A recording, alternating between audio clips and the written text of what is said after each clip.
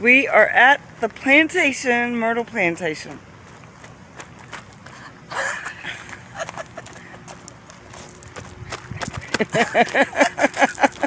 Where are we at, Jerry? We are at the Myrtles Plantation. You want me to tell you a little bit about it? Yes. Okay.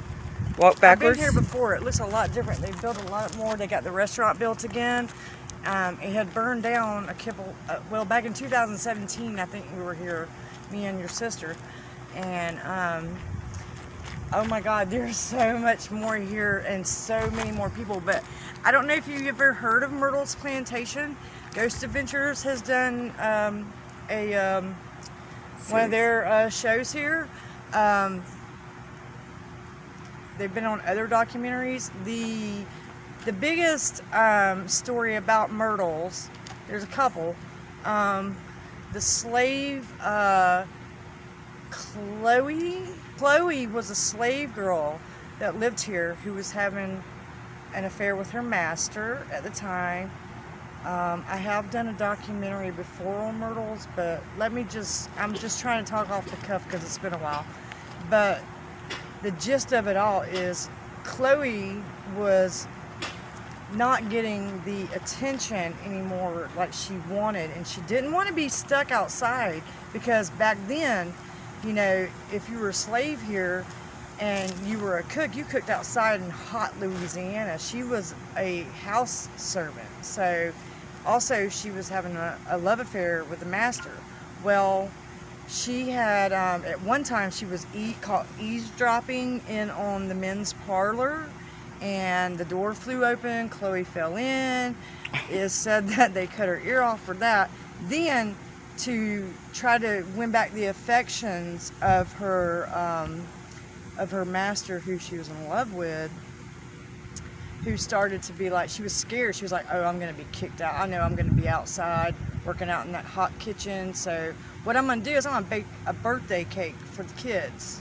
One of the little kids was having a birthday coming up, and she used oleander. She didn't know. She just thought it would make them sick, and that she would, nurse them back to health, whatever that syndrome is called. But she thought, I'll nurse them back to health. I'll win back, I'll be a winner. Well, that backfired on her. She killed both kids and even the mother, the wife of the slave owner. And so when it killed them, they were like, well, they hung her from a tree somewhere here and then threw her body in the Mississippi. Because the saying goes, if you hang a slave on the property and leave it, they'll haunt the place. Well, guess what? She haunted it. Now, there's another legend that states about a Cleo. Cleo was sent to cure with voodoo a sick man here.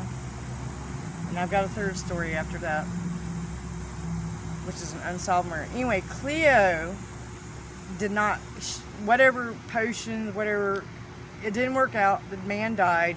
So they were like, well, it didn't work out, so we're going to hang you too.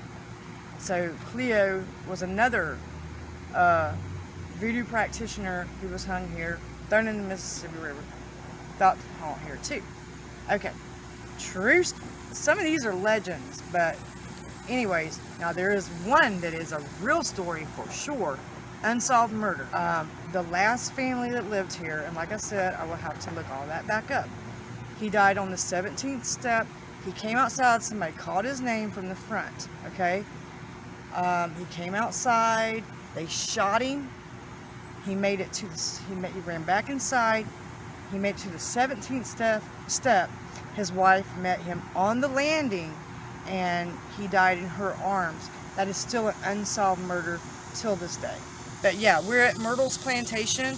It has been featured on Ghost Adventures and other paranormal documentaries, and I was here back in like 2017, and this place has changed a lot. So we'll leave it at that, and Let's go find out. we'll check you out later. Thank you.